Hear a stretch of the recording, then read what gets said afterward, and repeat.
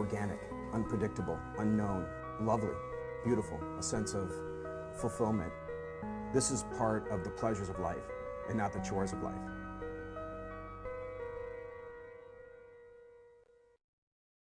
On this extended live edition of Daily Iowan TV, students getting high on campus. Find out how and why they're not getting caught. And tumbling into history, see how the University of Iowa Library earned a new notable spot on Tumblr. And in sports, it's the last pregame of the 2013 football season. All that and much more at the top of the hour. Daily Iowan TV is just getting started. I'm Tom Brokaw. For more than 100 years now, the University of Iowa community has been waking up to the Daily Iowan. Today, it's the largest newsroom in eastern Iowa. And now you can see the news every night on Daily Iowan TV and get it anytime worldwide at dailyiowan.com.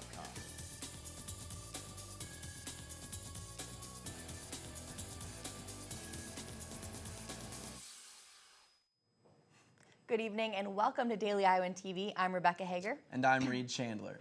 You've probably heard of them. They're called e-cigs, a way for people to smoke where smoking isn't allowed. The smoker inhales liquid nicotine and exhales vapor. That means no tobacco smoke. And now it turns out smokers are using the new technology to get high on marijuana anywhere, anytime, and any place. I did a little investigating and found out that it's more common than you'd think. In this exclusive interview, I talk with a UI student who's found it's easy to get high and stay high on campus.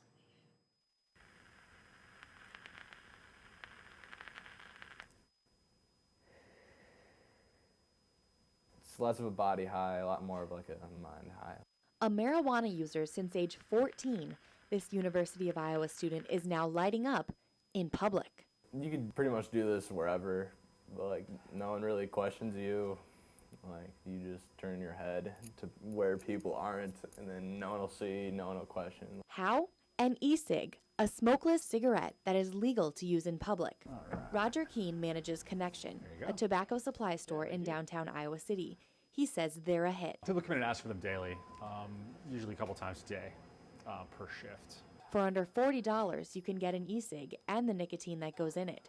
Cheap and simple. Screw the mouthpiece. Gonna fill it down the side, and in it goes. This is pina colada.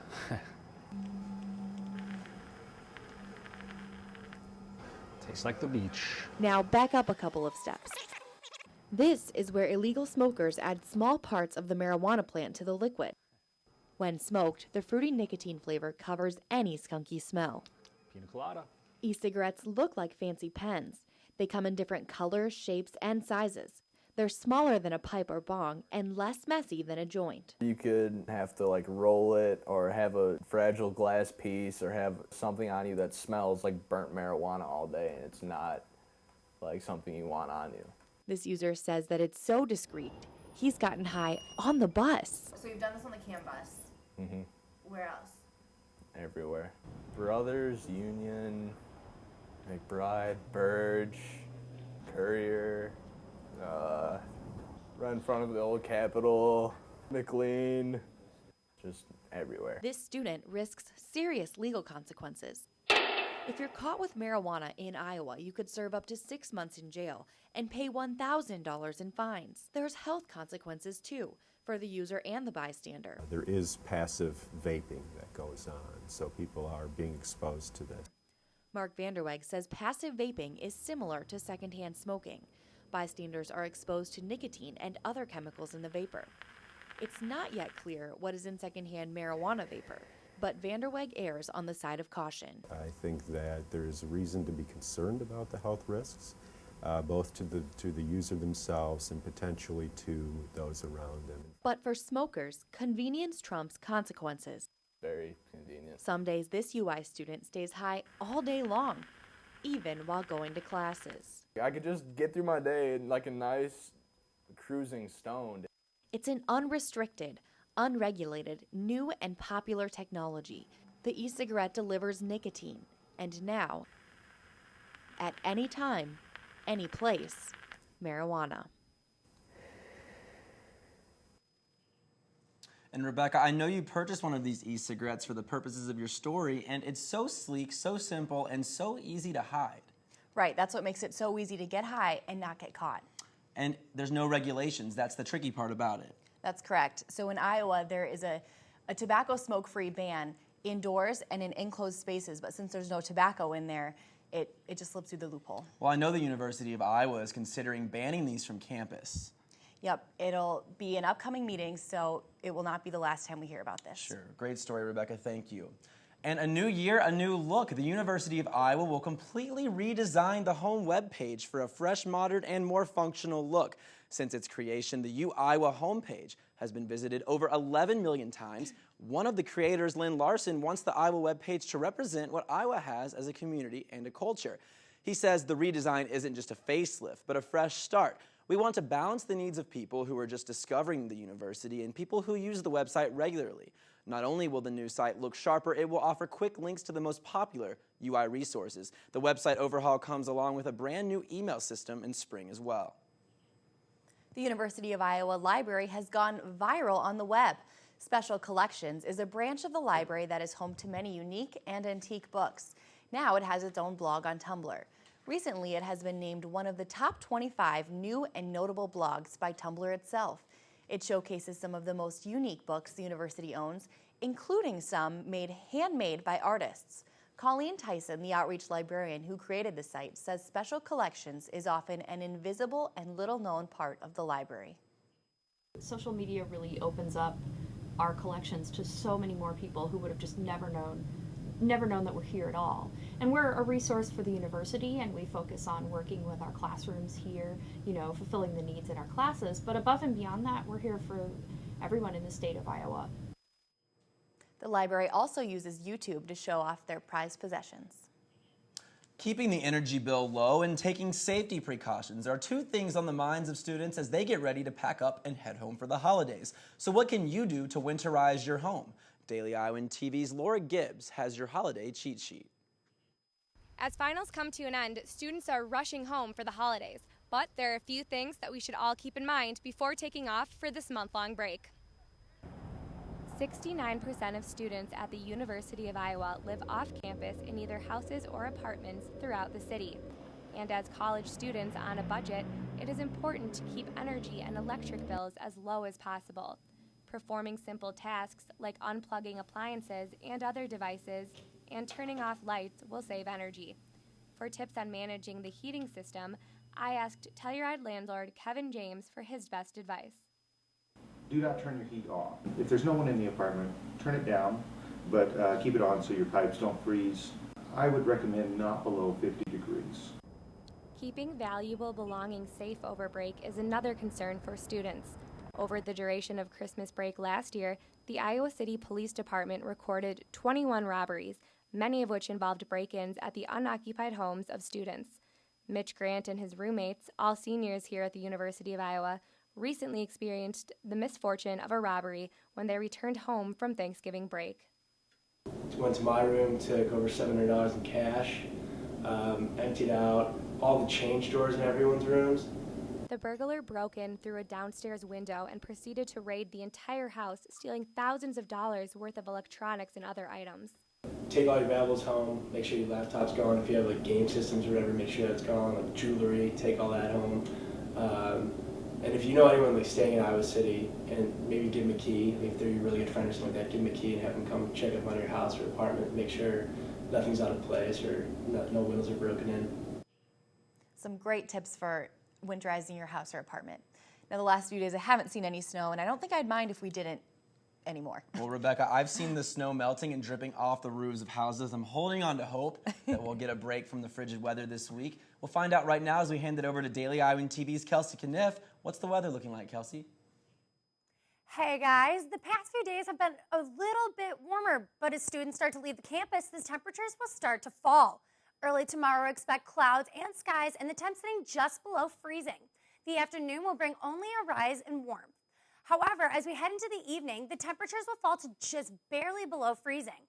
Combined with a 50% chance of precipitation, that means sleet and icy roads. So if you're driving or even walking, be careful of that ice. The mix of dark pavement, clear ice, and a lack of sun can make that ice hard to see. Well, that's all that I have for weather for now, but I'll be back later as we can take a look at for what's going on the rest of the week in weather and what's coming as you leave town. All right, thanks for that, Kelsey. And we're just a few short days away from the start of the college football's bowl season and just a couple of weeks away from Iowa's showdown with LSU and the Outback Bowl. Are you excited for this game? I am so excited. My dad's a big LSU fan. I'm an Iowa Hawks fan, of course. It's going to be a fun game to watch at home. Great. Well, let's toss it over to Alyssa Bergamini, standing by in the sports studio with the last pregame of 2013. Alyssa?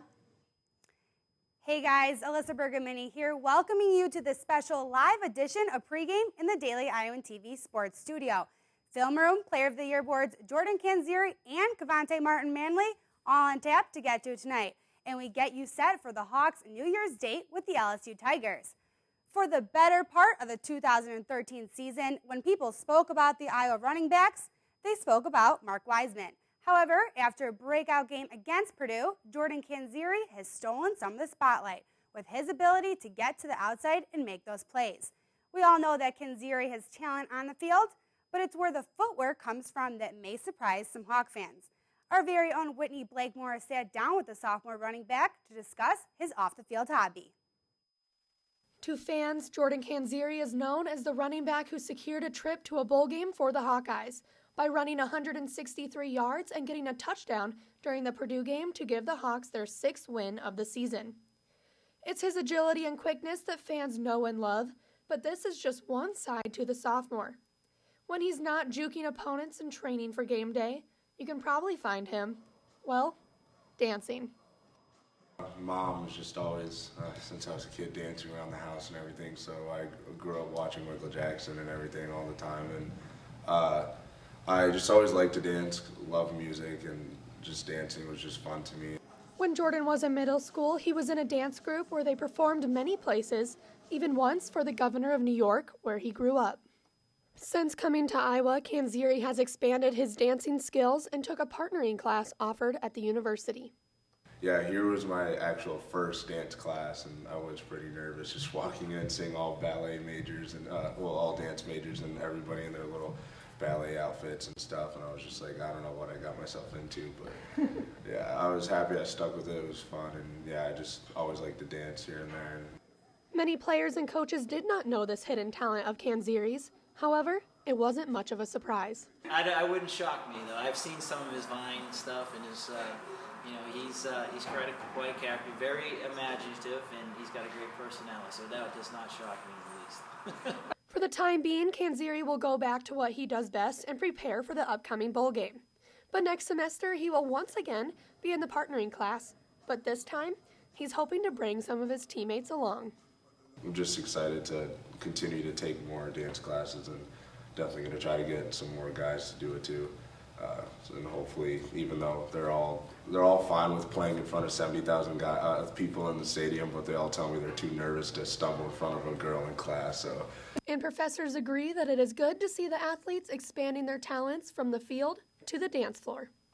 Jordan and really shows to other athletes that it's great to be open-minded and go out of their comfort zone. Whitney Blakemore, Daily Iowan TV Sports. Thanks for that, Whitney. Some great dance moves there. Well, we asked you, our audience, to vote on which Hawkeyes are most deserving of the end of the year awards, and the results are in. With 42.5% of the vote, left tackle Brandon Scherf is your offensive player of the year, followed by Jake Rudock and Mark Wiseman. Scherf also making the announcement last week that he will pass on the NFL draft to return for a senior season at Iowa. On the other side of the ball, James Morris is your defensive player of the year with nearly 50% of the vote. Morris finishing the 2013 season with 98 tackles, 5 sacks, 4 interceptions, and a fumble recovery. Kicker Mike Meyer went 16 for 21 on field goals this year and was perfect on all 39 of his extra point attempts, taking home Special Teams Player of the Year honors.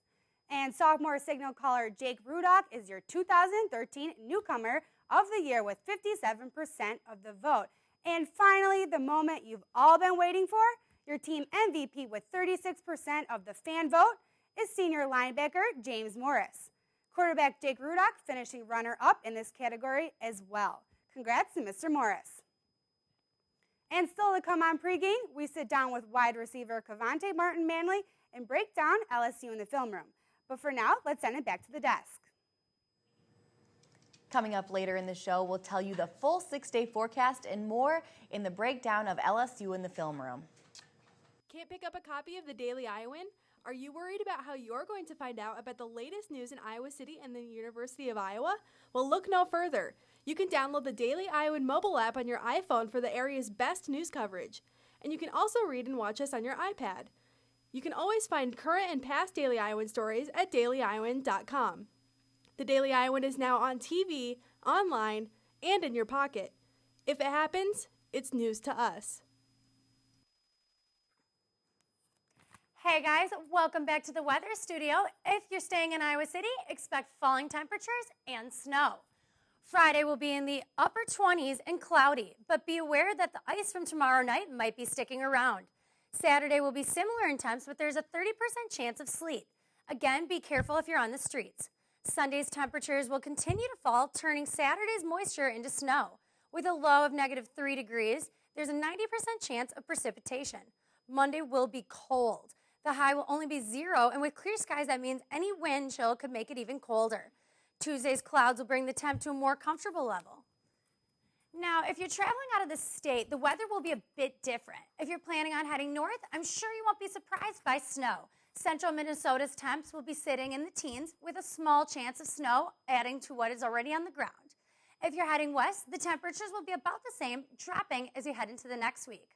Chicago will be an ugly mix of rain and snow, so watch those roads.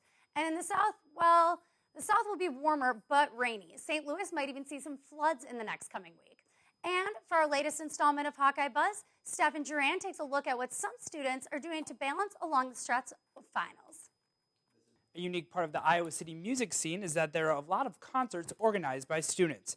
When you go to the show, you see the lights and you hear the great music, but for the students, there's another feeling: accomplishment. This semester, I took a look into the multiple hours it takes to put on one show. In order to have show after show, a city's atmosphere must have the right audiences, venues, and people willing to put the show all together. Scope Productions is a student organization here on campus consisting of the dedicated music lovers who work countless hours to bring talented acts to Iowa City. It's emotionally tiring, and by the end of the night, sometimes you feel like punching somebody, but it's an overall good experience once it's all said and done. The preparation needed to host nationally known artists is a process that takes months between the booking, ticket sales, setup, and teardown. But for Caleb Hayes, his contribution gets the whole thing started. So last spring I got hired as talent buyer, and it's funny because we start right away working on Homecoming, and we worked on Hawkapalooza last spring. And basically it's just day to day. I'm constantly emailing agents. I get artist ideas from members of Scope. I kind of do my own research. You know, I see where they're touring.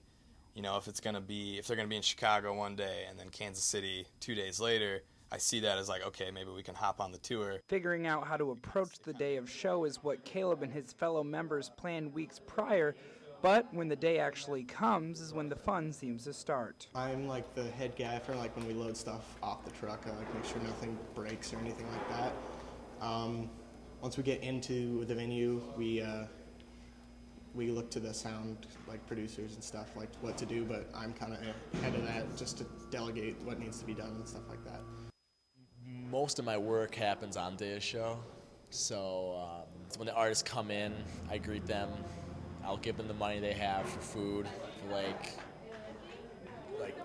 hospitality kind of stuff, so that they'll meet our hospitality girl and our production person as well. As showtime gets closer, excitement builds throughout the members, but focus is key when handling a sellout crowd. Excited that we sold out. That was a huge success. It was the first ticketed show we've had all year, and we're really excited. Transforming the IMU into a concert hall for thousands is challenging, but other Scope concerts that take place around Iowa City are ones that require less stress and are more fun for everyone.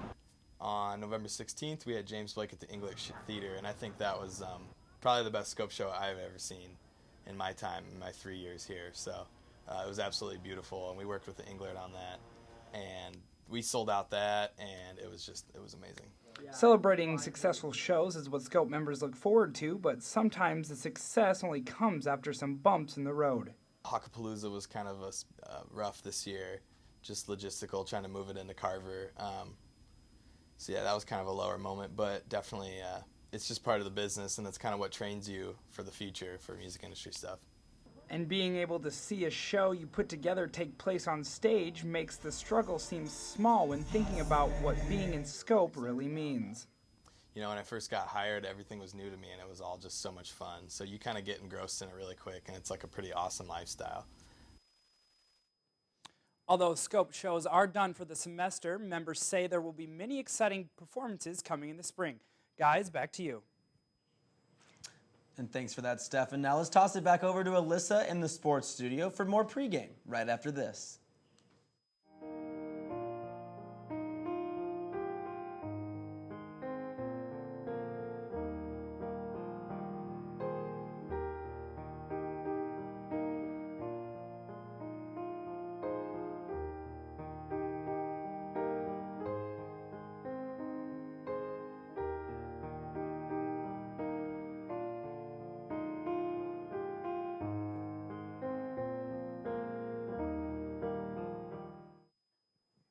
Welcoming you back to the last pregame of the 2013 season as we prepare you for Iowa's Outback Bowl matchup against the Tigers.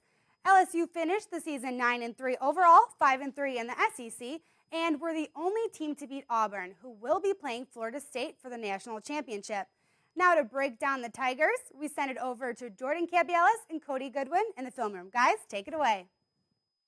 Thanks, Alyssa. Jordan Cabialis alongside Cody Goodwin in the film room for the last time in 2013. Cody, Hawks draw LSU in the 2014 Outback Bowl. We just heard Alyssa say 9-3 overall, only team to beat Auburn who's playing for the national championship. What should the Hawks be on the lookout for? Very impressive resume from LSU, but first we're going to look at some film room of the receivers from LSU. Our friends down at Tiger TV News brought us this film. Mettenberger, a deep ball there. That's Jarvis Landry, the 6'1 junior, over 1,000 yards receiving, 10 touchdowns this year, 75 receptions to lead the LSU Tigers in receiving, but he's not the only one there, Jordan. They got one on the other side. His name is Odell Beckham, number 3, another receiver to watch out for LSU. You see here another film, Mettenberger rolling out after a fake, and you can just look at the extension Beckham's able to get on this catch. Just a beautiful reception and a beautiful showing of athleticism. Beckham himself, 57 receptions, another 1,000 yards, and another 8 touchdowns for the 6'1 junior. Both young, both very athletic, and both very lethal. Iowa's B.J. Lowry and Desmond King are definitely going to have their workout cut out for them. In the passing game, not the only thing that the Hawkeyes have to be on the lookout for. Absolutely not. They got 2 receivers, but they also have 2 very lethal running backs. We're going to look at some more film here of Jeremy Hill, and you can just see the speed here. He gets around the edge, and he's able to even throw a helmet down there right before he gets to the goal line. 2 tough-nosed running backs, 1,700 yards, between the 2 running backs, and another 10 touchdowns between the 2. So it's really, if you can stop the passing game, you got to deal with the run game, and the Iowa defense, 7th in the nation overall at the season's end, definitely going to have their work cut out for them. Should be a tough task. The only other time the Hawkeyes have faced LSU was, of course, the 2005 Capital One Bowl, which, as many Hawks fans remember, as the famous Tate to Holloway game when the Hawkeyes won on a last-second touchdown, 30-25. Thanks for that, gentlemen. Well, Cavante Martin-Manley will most likely be Jake Rudolph's go-to receiver in Tampa after accumulating 39 receptions for 384 yards and 4 touchdowns in 2013. His standout special teams play will also be of concern to the Tigers after returning 2 punts for touchdowns as well this season. Well, as the holiday and bowl season approaches, our own Lauren Moss sat down with the wideout to talk about some football. Hi guys, I'm sitting here with Cavante Martin-Manley, and we're going to get in the Christmas spirit. But before we do so, I have to congratulate you on the Outback Bowl. You ready for Tampa? Yeah, definitely. We're ready. We're working hard right now, and we're getting ready to get on the plane next week. All right, well, it's in a few weeks, obviously. So does that mess with your holiday plans at all? A little bit. My family's, they're upset that I can't come home, but, they're excited for me. It's business, so. So you can't go home at all to Michigan? Nope, not at all. No. Are they going to come out to Tampa to see you? Yeah, they're planning on it, so I'm looking forward to seeing them then. Hopefully they have my gifts ready for me.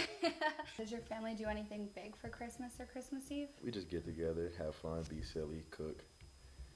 What do you cook? Do you physically cook, or I does your don't cook. No, mom? of course not. No. No. Usually my grandma cooks. My mom never steps in. She's gonna kill me if she hears that. She never steps in to help. But it's my.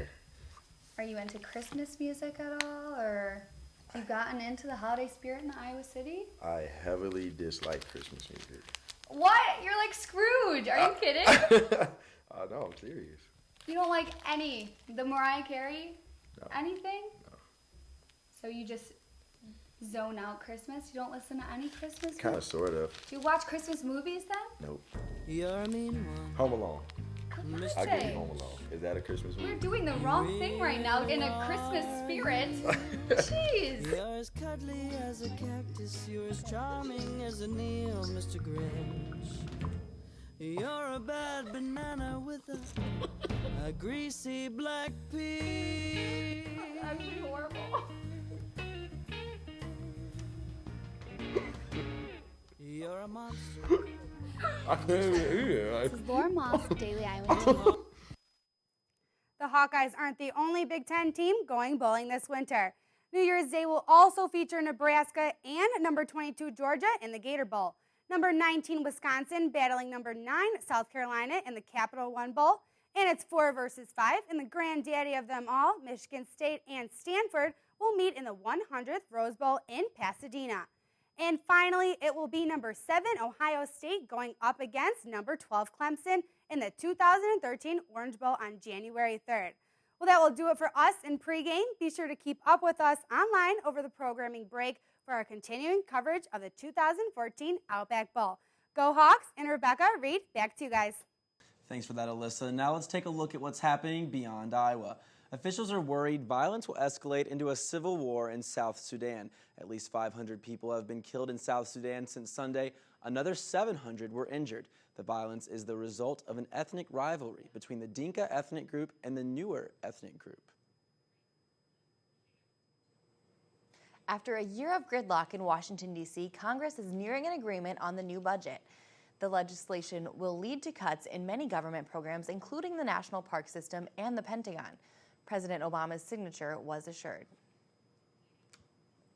And thanks, Alyssa. Last night, 2 people beat the 1 in 259 million odds by winning the second largest Mega Millions jackpot in history. She won $636 million. The tickets were sold in San Jose, California, and Stone Mountain, Georgia. But 2 Iowans were a number short from becoming mega millionaires themselves. Each Iowa resident did not walk home empty-handed. They both received $5,000 each. Reed, I don't know what I would do, but what would you do with a Mega $1 Million? If I won the lottery, first I would pay off my student debt, and then I think I would find a nice little private island, buy it, and spend the rest of my days there. I agree with student debt, but I think I might also pick up a new closet of shoes. Who needs shoes when you're on the beach all day? And only with Daily Iowan TV can you get an inside look into Thursday's pages of the Daily Iowan. Read about the arguments against the new Iowa City Waste Company that could possibly hurt the area. And see why car accidents have risen over 3 times this year since winter has started. Well, that's your most current edition of Daily Iowan TV. Be sure to check us out tomorrow or anytime online at dailyiowan.com. Thanks for watching and have a great night.